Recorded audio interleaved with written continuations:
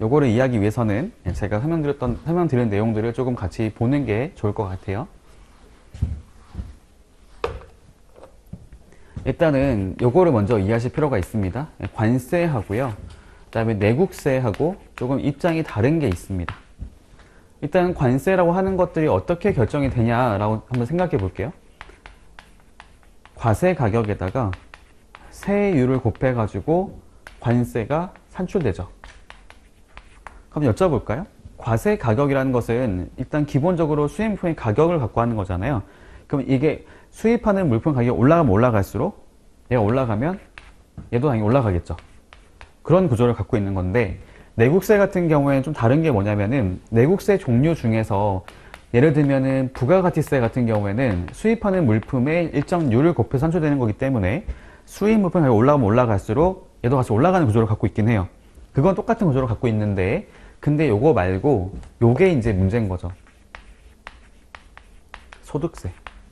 소득세라고 하는 것은 이렇게 보면 되거든요. 내가 나한테 발생했던 매출이 있을 거고, 매출에서 매입을 빼면은 소득이 나오잖아요.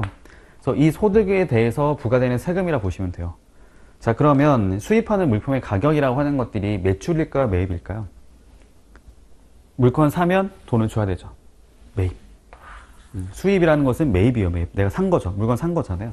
그래서 수입하는 물품 가격이 올라가면 올라갈수록 세금은 내려가는 구조를 갖고 있습니다.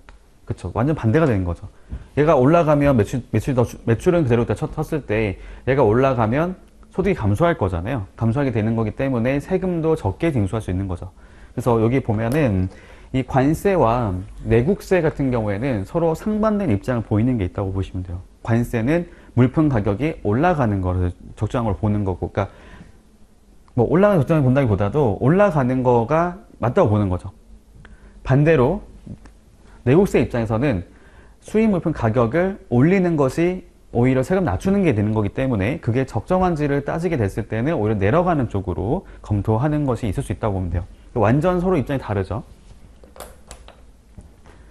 이와 관련해서 행정기관 한번 생각해 보겠습니다. 관세는 일단 가장 밑에로 생각해 보면 세관이 있을 거예요. 세관장이 있죠. 저희 민원 상대하고 있는 세관장이 있는 거고, 세관장 위에 보면은 이런 거 있어요. 본부 세관장이라고 하는 것이 있습니다. 이 본부가 뭘 말을 하는 거냐면요, 이 세관장이라 하는 것들은 사실 이렇게 말을 쓰거든요. 저희가 일선 세관이라 말을 쓰는데 이렇게 해가지고 이게 뭘 말을 하는 거냐면 각 지역별로 있는 거 있잖아요. 뭐 저희 서울 같은 경우는 서울세관이 있는 것이고, 그다음에 저희 성남에는 성남세관이 있고, 의정부에 가면 의정부세관이 있어요. 수원에 수원세관이 있고, 여러 지역별 세관이 다 있단 말이에요. 그런 것들을 제가 일선 세관이라 부릅니다. 그런데 이 본부라고 하는 게 뭐냐면요, 그런 일선 세관들을 같이 특정 지역을 묶은 거예요. 예를 들면은 저희가 뭐 경기 남부, 경기 북부 있잖아요.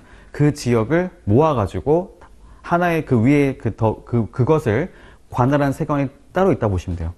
우리나라에서는 본부 세관은 총 5개로 있어요. 5개.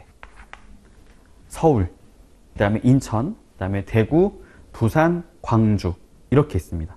그래서 서울 같은 경우에 아까 얘기했던 것처럼 성남세관, 의정부세관 다 서울세관 관할이거든요. 그러니까 세관을 관할하는 게 따로 있다 보시면 돼요. 그러니까 세관 위에 이제 따로 이제 그렇게 관할하는 게 따로 있다 보시면 되는 거고, 그 위에 가면은 관세청장이 있는 거죠.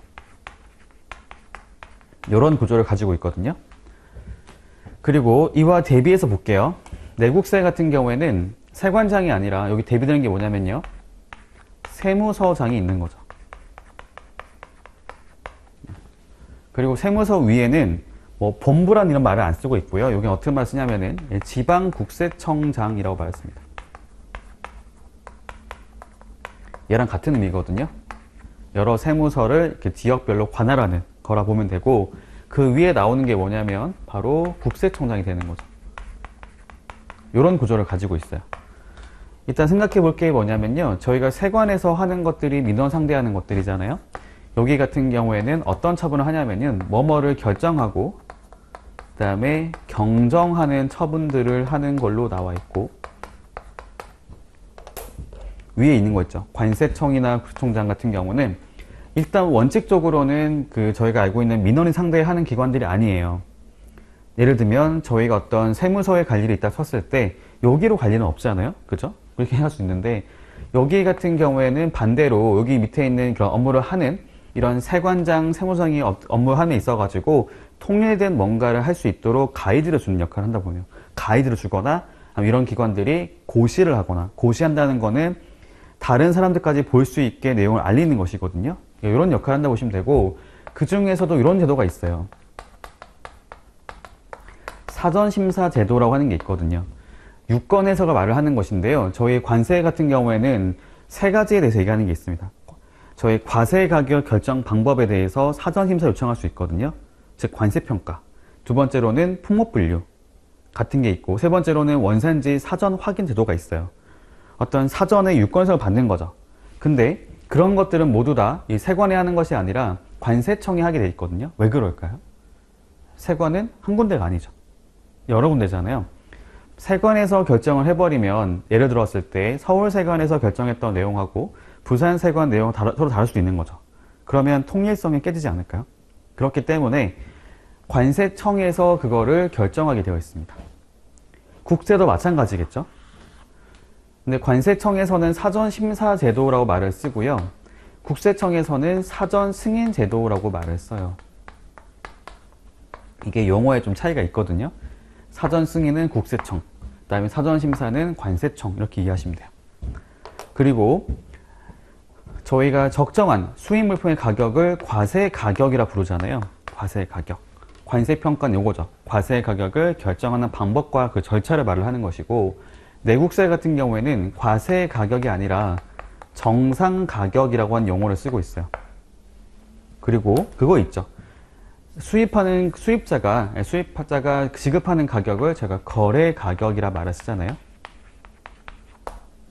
네, 이런 구조를 갖고 있고 그 다음에 그 위에 국세청하고 관청을 관할하는 기관이 하나 있잖아요. 기획재정부에서는 이 두 가지 모두를 다 관장하고 있습니다. 네. 이게 왜 나와 있는 거냐면 이렇게 이해하시면 돼요. 그러니까 기존에 저희가 어떤 물건을 수입한 게 있었습니다. 수입한 게 있어가지고 수입하는 물품의 가격을 이제 과세 가격으로 인정받은 게 있다 가정해 볼게요. 근데 그 가격이 여기서 봤을 때는 얘가 적정하지 않다고 볼 수도 있다는 거예요. 왜냐면 요거는 세관 입장이니까. 그리고 관세를 결정하는 방법이라 하는 거하고 국세랑은 조금 차이가 있을 수가 있겠죠. 그래서 여기 그 수입하는 물품의 거래 가격이, 그러니까 과세 가격이 이쪽에서 봤을 때는 적정하지 않다고 할 수 있거든요. 그래서 그거에 대해서 별도로 이렇게 세무서에서는 어떤 결정이나 경정 처분할 수도 있는 것이고, 아니면 위에 나와 있는 국세청에서는 사전 승인을 해가지고 수입 물품의 가격을 바꿔버릴 수가 있어요. 바꾼다고 했을 때 여기는 이게 내려가면 올라가면 더 안 좋잖아요. 그러니까 반대로 말을 하면은 이 가격이 내려가는 현상이 발생할 수 있겠죠. 내국세 측에서는 완전 입장이 서로 다르니까. 그럼 과세 가격이 내려갈 수 있거든요. 그 말이 뭐냐면은 결국에는 과다하게 납부한 걸로 갈 수가 있는 거죠. 그럼 뭘 해야 되나요? 세관장에게 경정 청구를 해야 되잖아요. 그러니까 이런 상황들로 인해 가지고 경정 청구하는 내용이 하나 더 있다고 보시면 돼요. 그게 이건 거죠. 수입 물품의 과세 가격 조정에 따른 경정 청구입니다. 내용 이해할 수 있잖아요.